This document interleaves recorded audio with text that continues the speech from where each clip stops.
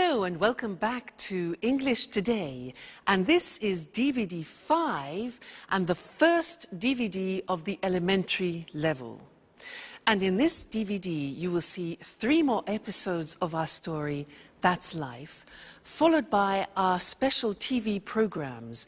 You'll see our travel expert in the discussion Around the World, followed by a discussion about the differences between generations.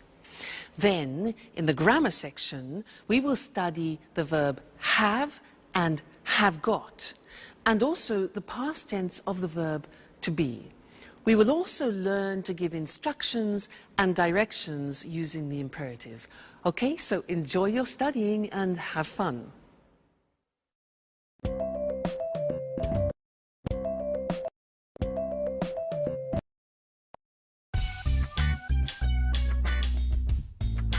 Good morning, Alice. Wake up! Oh, good morning, Jack. Please give me a cup of coffee. Bring me back to life. I'm still asleep. Here you are. So, what are you doing today? Well, first I'm taking a shower.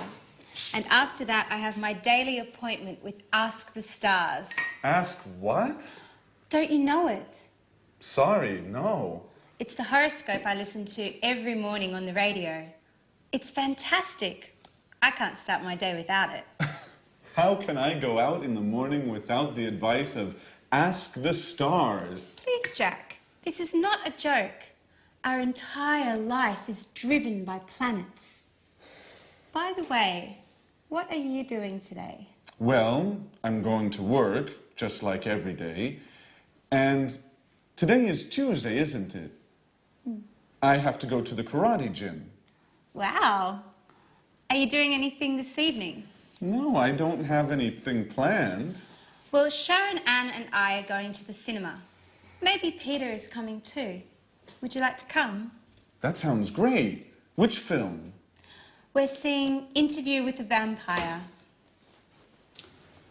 Not that film, guys. I hate horror films. Why don't we go to see the latest Julia Roberts film? Oh, please. We don't need more romance. We already have our love story in the apartment next to us. With Peter and Sharon, I mean. Okay, you are right. Let's go to see Interview with the Vampire then. Well, I think I prefer to stay at home. Now I've got to go to work. See you later. Is everything okay, Jack? Yes. Why? It's late, that's all. Bye. Bye.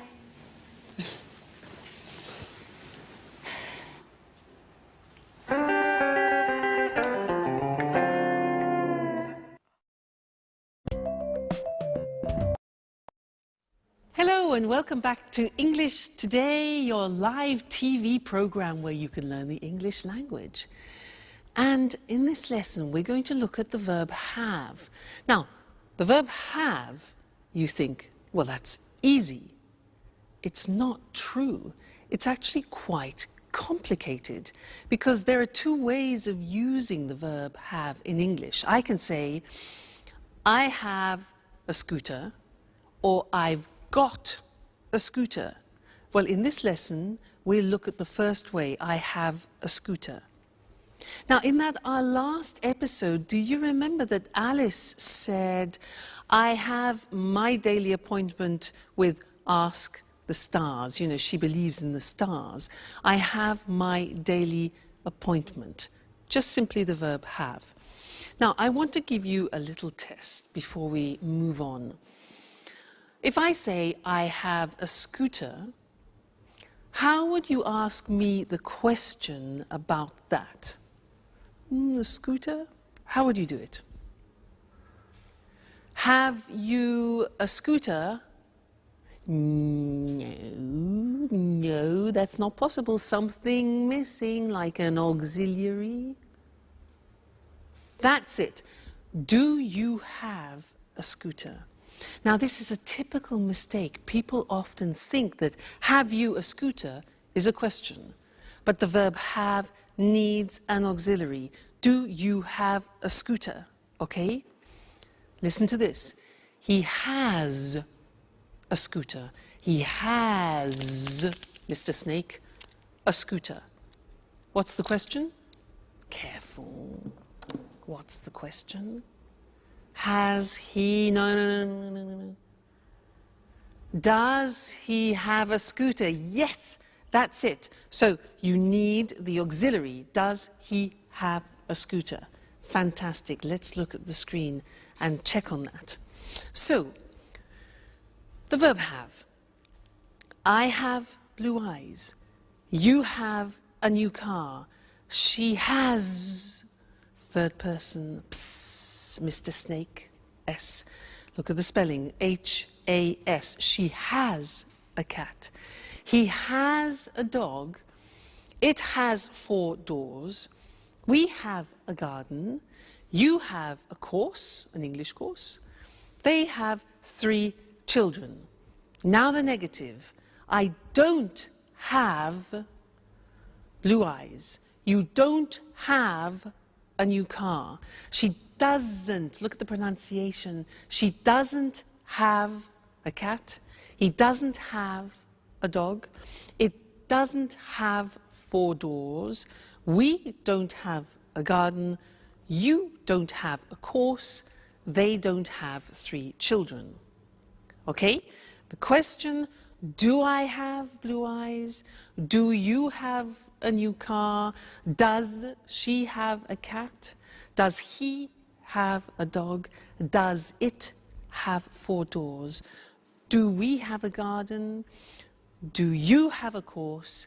And do they have 3 children? Okay, so that's the verb have. Don't forget the auxiliaries do and does. Now, another interesting thing about the verb have is that often we use it in special expressions which make up verbs with particular meanings. And in other languages, in these situations, you hear make. Let me show you. We say to have breakfast, breakfast in the morning, to have lunch, 1 o'clock, and to have supper. So to have breakfast, to have lunch, to have dinner. Now dinner is what time? Dinner and supper, what's the difference? Dinner at 8 o'clock in the evening. Supper is something we have at about 10:30 or 11 o'clock at night. All right? So we use the verb have for these. We don't say to have a breakfast, but to have breakfast, have lunch, have dinner, have supper. Other things, we say to have a cigarette. We say to have a cup of coffee, to have a drink of any sort. We also say to have a shower in the morning, you know, to have a shower. In other languages, they use make a shower or make a bath, for example. But in English, we say to have a shower, to have a bath in the bathroom. We also say to have a rest. We say to have a party. Did you have a good party? We say to have fun, which means to have a good time, okay? So these are very common expressions which we always use with the verb have. Have breakfast, have lunch, have dinner. Okay. Now, when we go back and listen to our friends, they will introduce the other form, have got, and then afterwards I'll tell you all about it. All right? So see you then. Bye.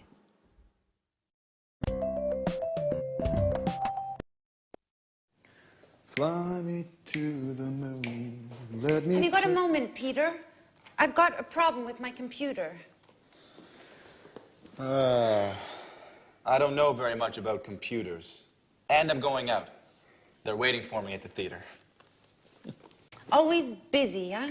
Okay, Sharon, take it easy. Shall we have a look? Thanks, Peter. You've got a big heart. Let's see if I can help you before you thank me. All right.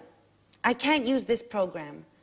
I use it every day, and today it isn't opening.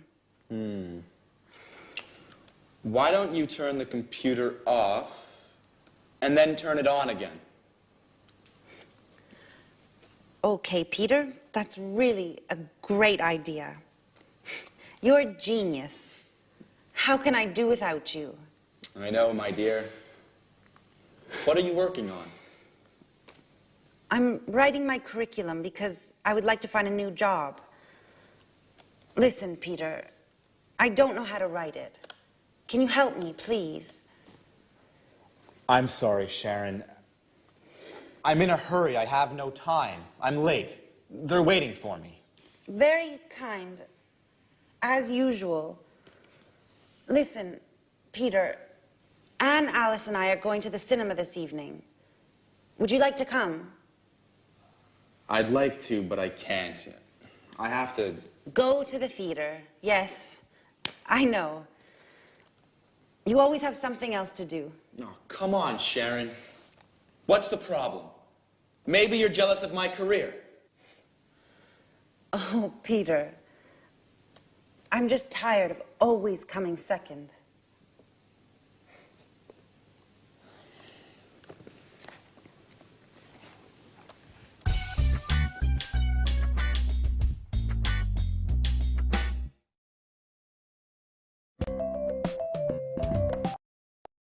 Hello and welcome back. How are you all? Did you notice that Sharon is tired of coming second? Well, I understand her. If you live with a musician, you need to be very patient. Now, Sharon said in that last episode, she said, "Have you got a moment?" Then she said, "I've got a problem with my new laptop." Have got. And this is what I want to study with you now. The second use of have got. Now, in order for you to understand it better, let's do something in a typical context where we would use have got. Let me tell you about my present situation. I'm in a flat, but I have to leave the flat and find another one. And I saw an advertisement in the newspaper for a flat which looks quite interesting. So I want to call the owner of the flat and ask him some questions, all right? So listen to what I say, all right? Now, his name is Mr. James. 4, 6, 5, 6, 7, 8, 9, 7. I hope he's in.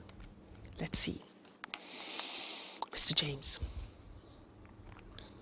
Hello, Mr. James.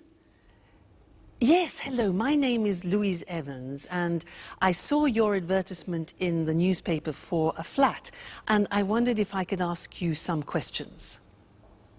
Great, okay. How many rooms has it got?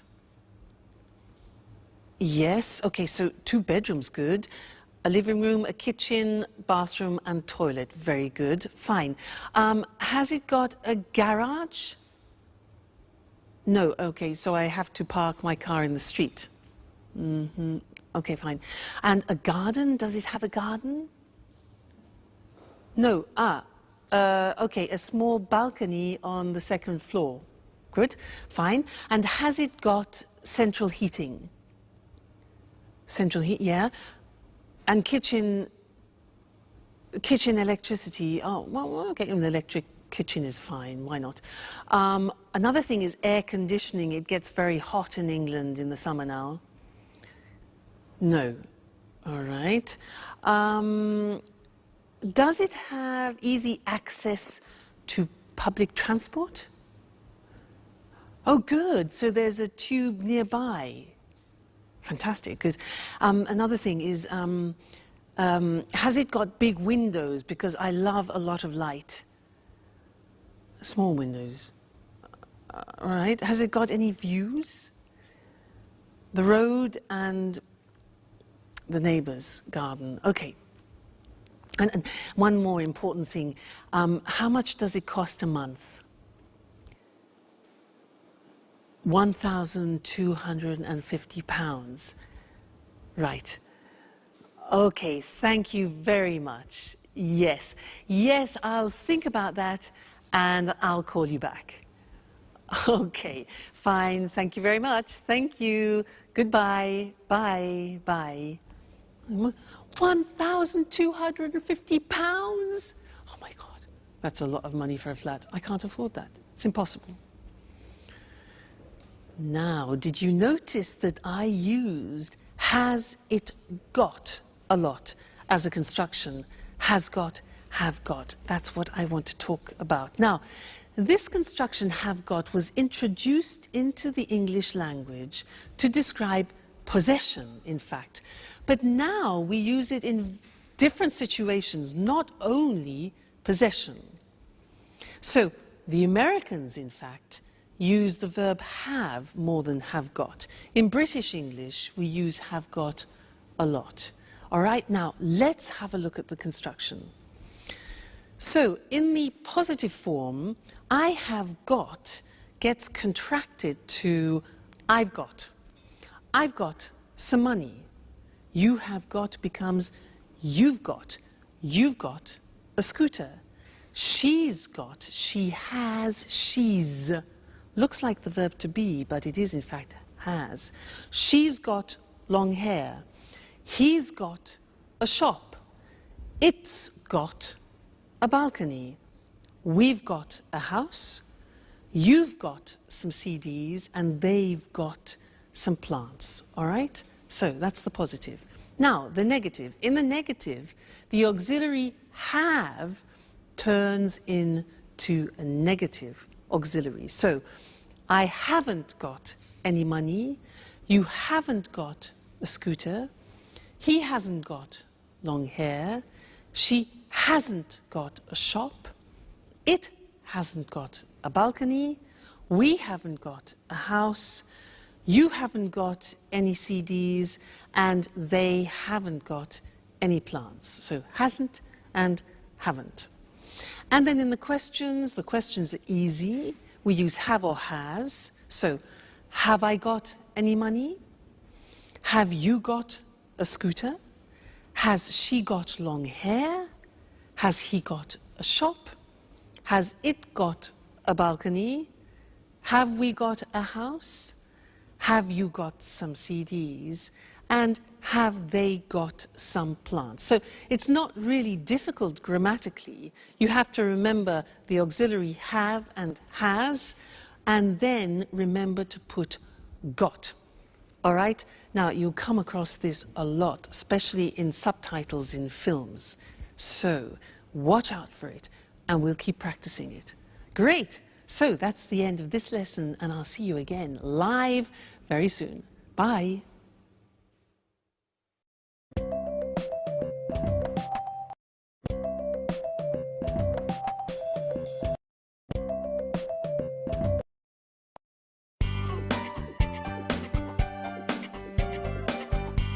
Hey, Anne. Housework, eh? Yeah, at last. Can I ask you a question? Sure. Oh, how are you and Peter? We're fine, thanks. Listen, I want to go to that bookshop. Do you remember? Oh, yes. The one with lots of photography books. Yeah. And thriller books. Yeah. And with the red coffee tables and flowers on the windows. Yeah. And where you can sit down and drink a delicious hot chocolate. Yes, Anne. That's the one. The London Reader. It's a great place. Yes. How do I get there? Is it far? You can walk from here. It's about 10 minutes away. Great. Oh, okay. Let's see. Go out the front door and turn left. Easy enough. Go straight ahead, past the traffic lights. Right. Straight ahead, past the traffic lights. Turn right into June Lane. June Lane. Then follow June Lane to the end of the street and turn right into May Avenue. Just a moment. Turn left on May Avenue. No. turn right into May Avenue, and the bookshop is Hi, Sharon. What are you girls talking about? I'm giving Sharon directions for the London Reader. So, turn right into May Avenue, and the bookshop is the second shop on the left, next to the butcher's. No, Anne.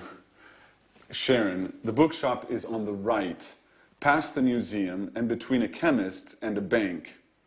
No, no, Jack. You are wrong. The bookshop is... Okay, guys, be quiet. Don't worry. I've got my map. Sharon, I can come with you, if you don't mind. Great. That's very kind of you, Jack. Jack, housework? Do you remember?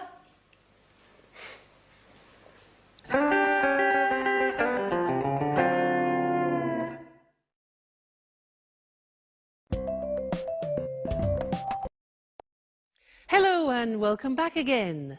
Now, Anne's a bit jealous, isn't she? I mean, how can she attract Jack if she asks him to do the house cleaning? I mean, she's more like a mother than a lover, isn't she? Well, anyway.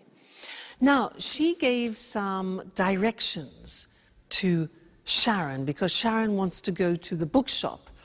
And actually, Mr. Monkey wants to go to the same bookshop. So I want to test those directions to see if they work. Let's imagine this is the bookshop, okay?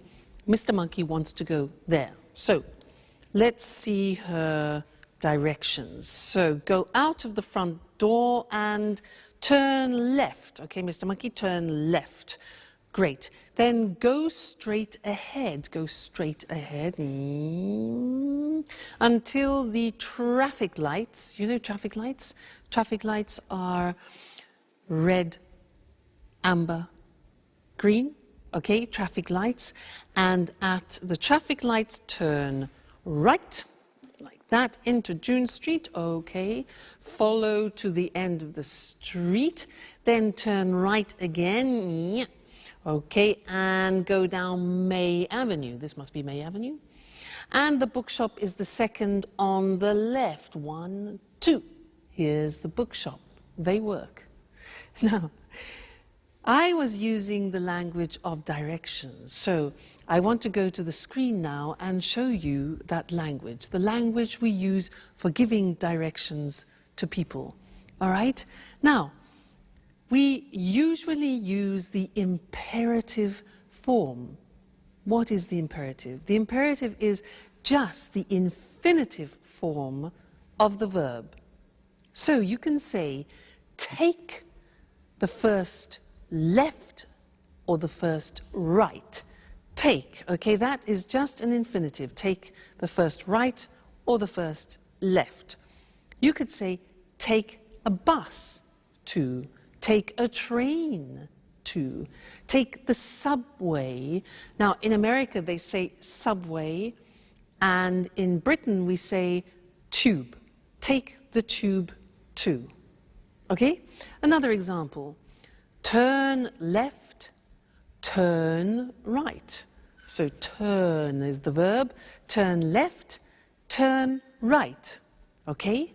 Another possibility is go straight on, which is an expression we use in Britain, or go straight ahead, which is an expression that they use in America. But we use both. Straight on, straight ahead, all right? Then we can say go past the shop or go along the street, a road, or an avenue. Again, we use go, it's the infinitive, and it's the imperative form, all right? Another example, at the end, we can say the position.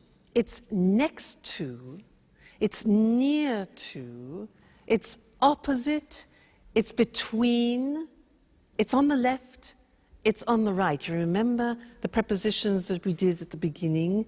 Well, that's to indicate the actual spot. Great, so that's giving directions using the imperative form. Now, let's go back to our friends in That's Life and listen to Jack, who is giving Alice instructions about using the internet. And listen to the imperatives that he uses, and I'll see you later, all right? Bye for now.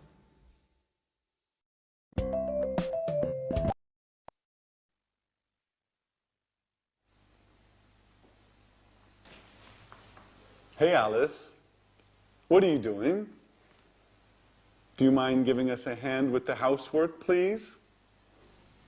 Can't you see? I'm cleaning the computer. I see.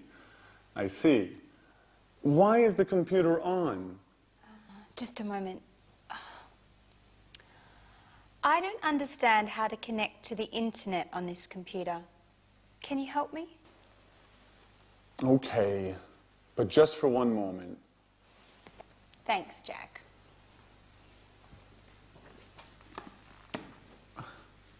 Okay, click on that icon. What's an icon? That symbol on the screen. Do you mean this picture of a telephone? Yes, click on that. Right. Now what? Enter your username and password. Okay. And click on that button there. Click on the button. And now you're connecting to the internet. Hey, that's easy. It's very easy, Alice. You are hopeless with computers. And with housework, too. Come on, Alice. It's time to clean up this mess now.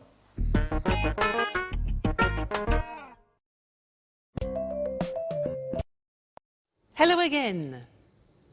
Did you notice how Jack was giving Alice instructions to go on the internet? Well, I want to give you some instructions to do something at home. Now, in order to do that, you need one of these. What's this? Huh? A what? It's a napkin. A napkin. So, take a napkin, all right? Put it down, open it up like this. Okay, so we have an open napkin. Anyway, now, take the bottom of the napkin and fold it over a little bit, like that, okay?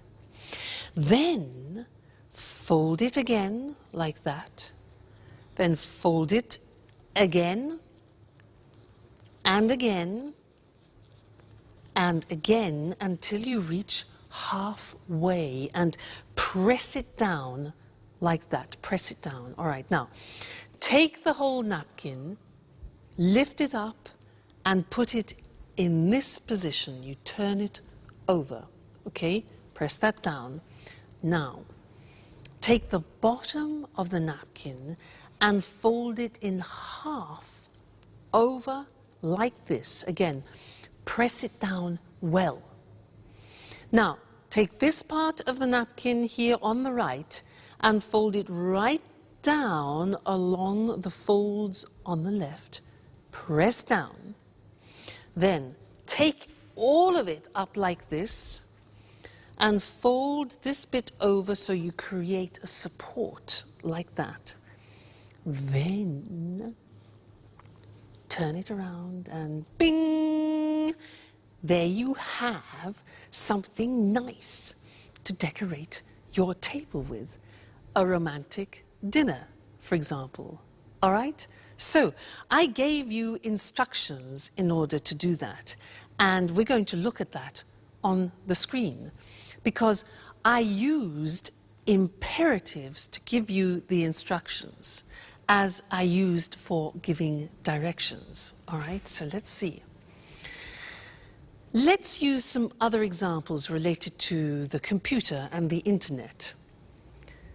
Plug in the computer. Now you notice we use plug, which is the infinitive form, and we use it for both you, singular, and you, plural. So, plug in the computer, ding, switch it on, connect it to the internet, and bling, click on the internet icon. All right, so imperatives, they're all infinitive verbs. Now, the negative, if you want to use the negative of the imperative, we say do not, which is contracted as always in English, and we say don't click too many times, or don't press the exit button, or don't overload the desktop. Okay, so this is the negative imperative form. Very interesting, that. And don't forget to be here for your next lesson. All right? See you then. Bye.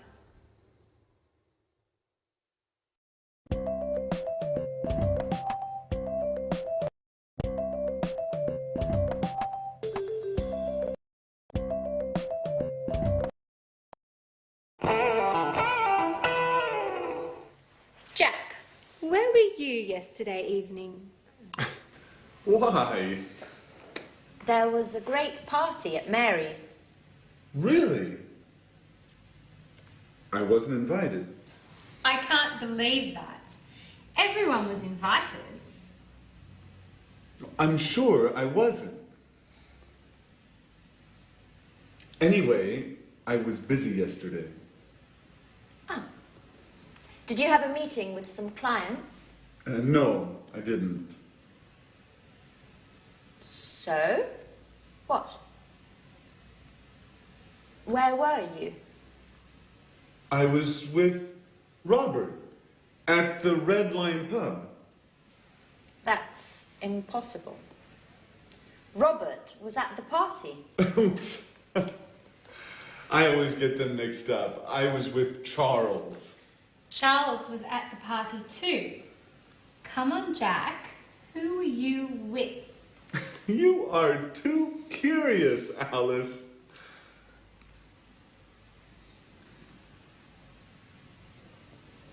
Okay. I was with a girl. Uh-oh. And? And what? Well, what's her name? Do we know her? How old is she? Stop, Alice, stop. It's none of your business. Okay, you don't want to tell us.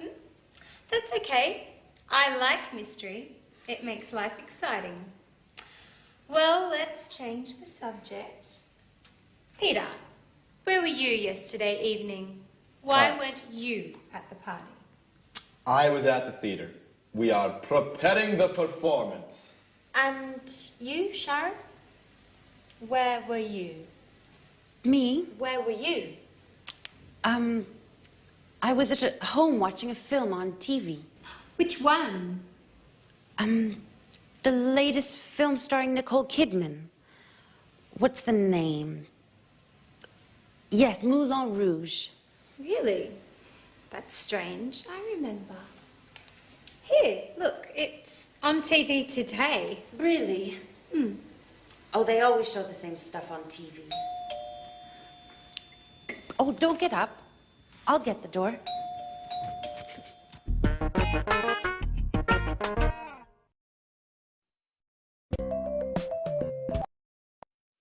Hello again, everyone.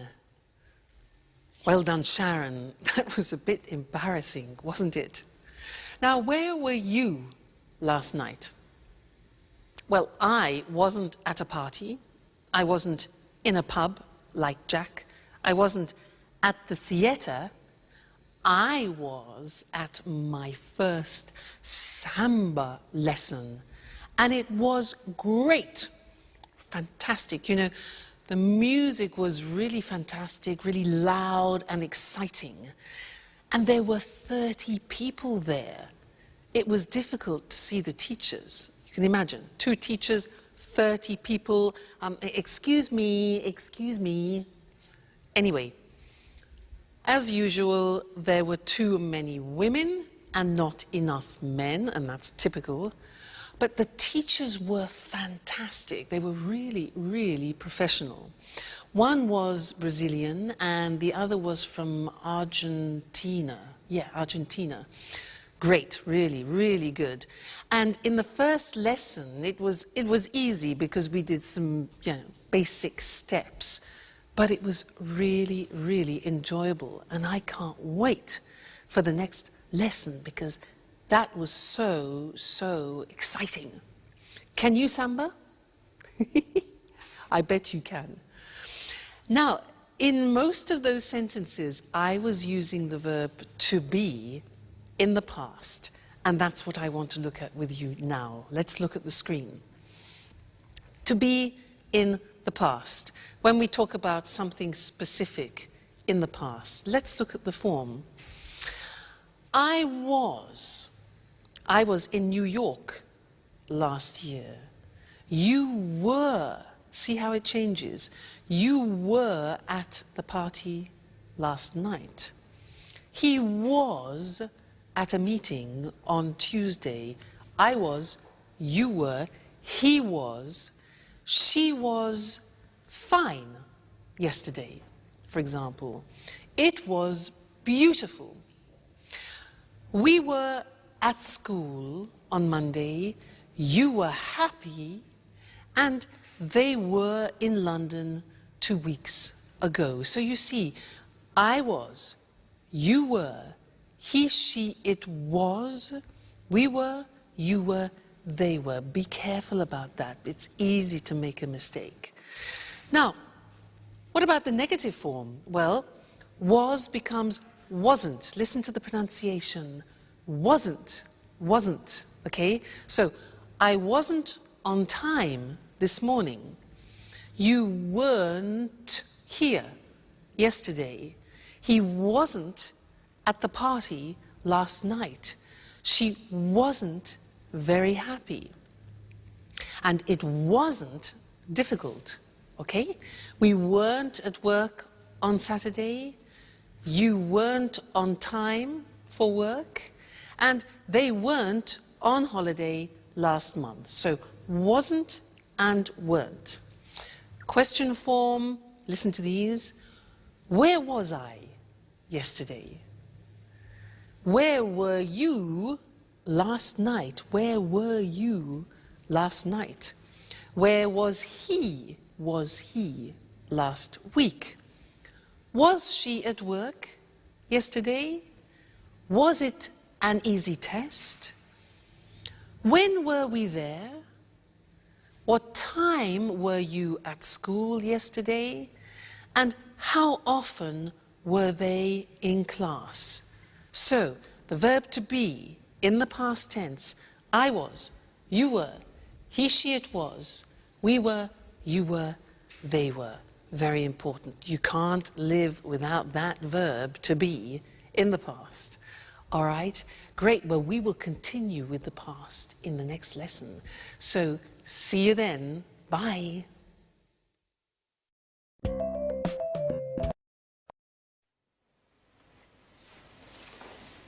There's a postcard for you, Alice. For me? Oh, it's from my father. He was in the Bahamas last week. Really? I was in the Bahamas last summer. Just you? Oops. Sorry, Sharon. We were in the Bahamas last summer. It was sunny and hot. Perfect weather for swimming and relaxing. It was fantastic. Fantastic. Yeah, fantastic. I'm sure it was. I prefer holidays in the winter. It's too hot in the summer. I like going to the mountains and skiing. My last holiday was 2 years ago. 2 years ago? Yes, it was a long time ago. I need another holiday soon. Anyway, was your father on holiday in the Bahamas, Alice? No, he wasn't. He's working on a new play there. Oh, how fascinating it must be being a director. Fame, money, and a lot of travelling around the world. And no time for family. Just a few calls, postcards, and a lot of misunderstandings. Why don't you call him now? I don't think that's a good idea. Why? When was your last call? 3 weeks ago? That's a long time. Come on. Alice, call him. I'm sure he'll be happy to hear from you. Well, maybe you're right. Okay, I'll call him. Thanks, Jack. For your advice, I mean.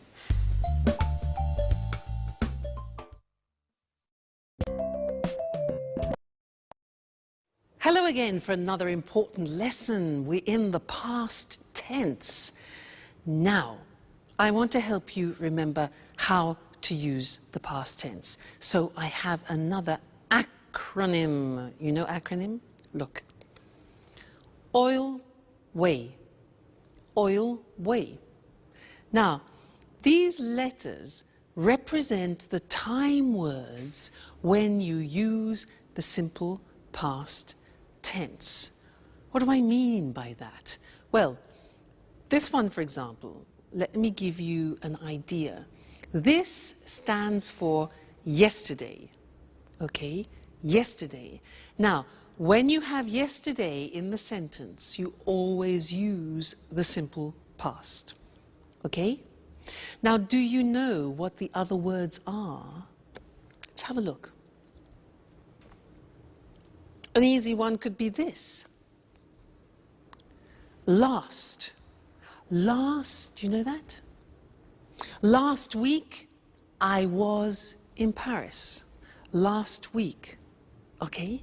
Now, what about this one? 2 days ago. Very good. So, 2 days ago, we were at the sea, for example. So, this is ago. We have last, yesterday, ago. This one? That's more difficult. Yeah, it is difficult. It's on in English, and we use it with days and dates. And in some languages, it doesn't exist. So we say on Monday, on the 7th of July, for example, on. This one here, in. Okay, when do we use that? Yeah, months, for example, in January, in February, in March, and also for years, in 1961, in 1970, etc. This one, when. Okay, with when we use the past tense. So, for example, when were you there? So, oil way, on, in, last, when, ago, yesterday. It's like a rhyme. On, in, last, when, ago, yesterday. You need to memorize those. We'll look at them on the screen now. But it's important for you to memorize them, to remember that when you're speaking, on, in, last, when, ago, yesterday help you to remember to use the simple past. So, to revise that, our acronym OIL WAY.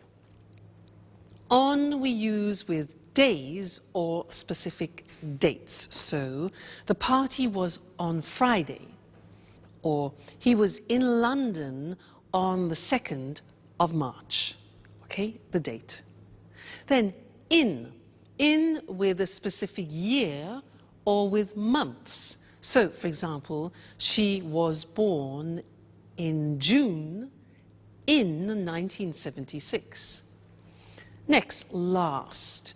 Last with, for example, the previous week, last week or month or year. So the examples are, they were in Vienna last month. When. Now, when with a past time clause, sometimes in the question, sometimes in the middle of the phrase. So, I was very happy when I was a teenager. Okay, that's when. Then ago, for example, 2 days ago, 2 months ago, 3 years ago. We were at the meeting 3 weeks ago, right?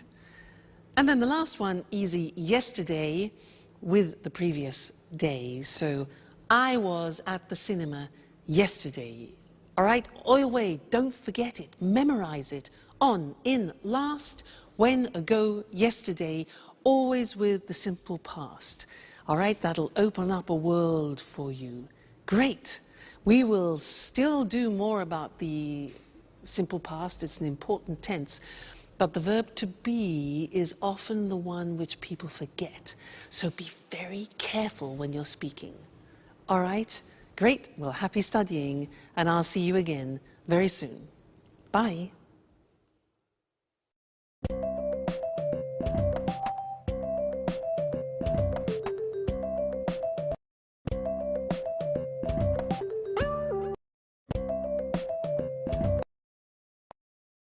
Good evening and welcome to this week's edition of The Travel Programme, the programme about everything to do with travelling and holidays.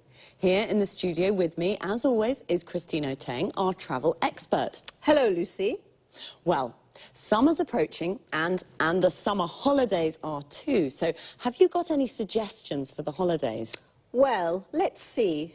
Are you bored with your usual holiday? Are you tired of beaches or trips to the mountains? Would you like to say no to museums, city tours and shopping? Well, why don't you try something new and exciting? What exactly do you have in mind? How about a holiday hunting for ghosts in a castle in Great Britain? Hunting for ghosts in a castle. That's certainly a change from lying on a beach. It sounds exciting. It is exciting, something really different. Just right if you love adventure. But what do you have to do? Do you spend all the time looking for ghosts? No, not all the time. In some ways, it's like a normal holiday. In the morning, you have a traditional English breakfast, then you go for a walk or visit a local town. In other words, you do the things you always do when you visit a foreign country. But the fun starts in the evening. You have dinner, and then the ghost hunting starts. With the help of 1 or 2 ghost experts, you search through the haunted castle until late at night. Oh, it sounds frightening. It is frightening. There are strange sounds, doors and windows open and close by themselves.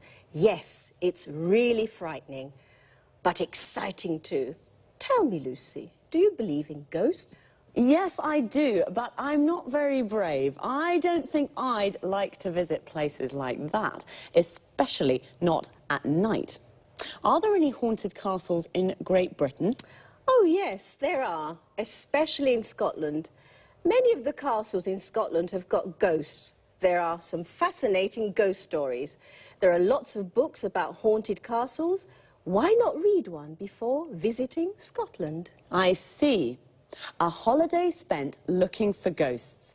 A night in a haunted castle would certainly be a memorable experience. It certainly would. And if you want to see even more ghosts, before you return home, try a ghost walk.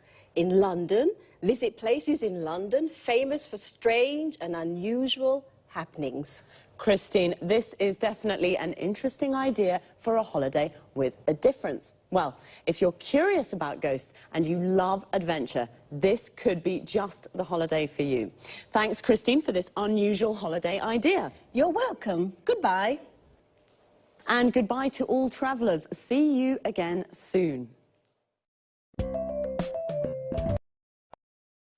Do you believe in ghosts? To believe in ghosts means you think that ghosts exist. If you do, then you say, I believe in ghosts.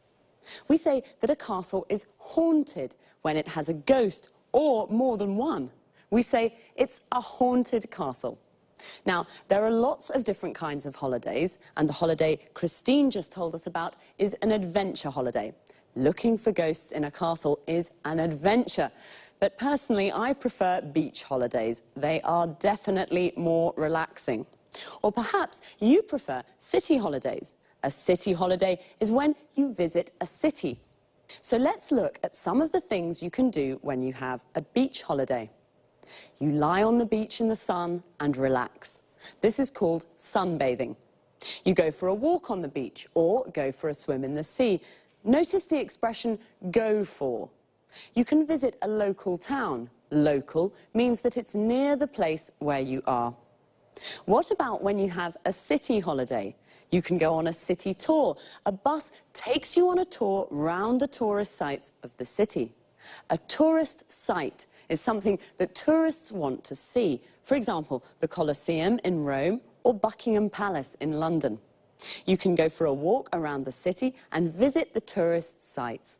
We call this sightseeing, and we say, go sightseeing. Just one last thing. Remember, there is a difference between travel and trip. To travel is a verb. When you go on holiday to a different city or country, you travel. A trip is a noun, and it's like a short holiday. You say, go on a trip. This means to go somewhere for a short time. For example, go on a trip to Scotland. Goodbye for now, and see you next time.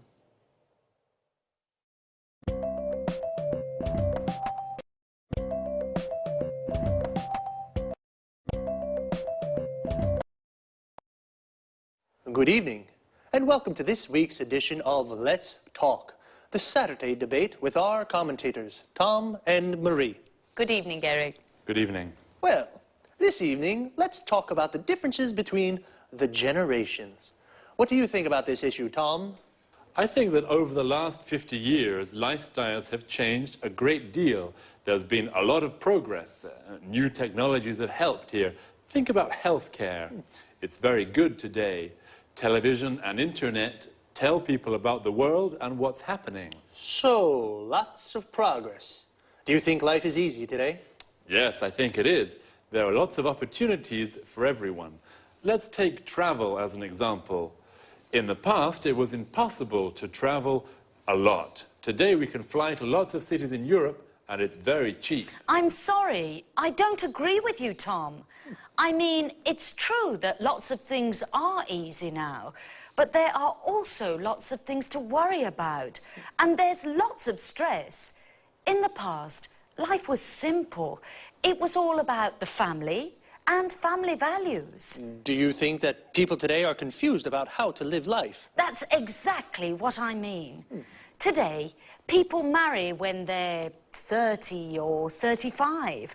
When my grandmother was young, it was usual to marry young and start a family. Well, things are different today. I mean, women work now. 50 years ago, only a minority of women worked. I think this is very important for female emancipation. I agree with you, Eric. Today, women are fulfilled. They play an important role in society. Yes, but it's not easy for women. They have less time for the family, the children, and the housekeeping. I'm not sure that my grandmother would agree. Life was hard for her. There weren't any washing machines, or dishwashers, or vacuum cleaners. She was the washing machine, the dishwasher, and the vacuum cleaner. And after all that work, there was nothing to do. She stayed at home all the time. Today, people go out 3 or 4 times a week to the pub, to the cinema, or to the disco. My grandparents were always at home. Well, life is definitely different now. According to Tom, life was hard in the past. Now everything is easy. Marie doesn't agree. She thinks that life today is difficult and that people have lots of cares, worries, and stress. And what do you think? Well, it's time to say goodbye to our commentators. Goodbye. Goodbye. And we'll see you again soon on the next edition of Let's Talk.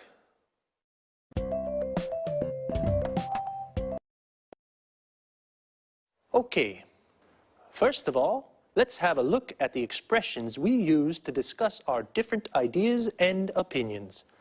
What do you think about this idea? This is a good way to ask someone's opinion, or simply, what do you think? How about when you don't agree with someone's opinion?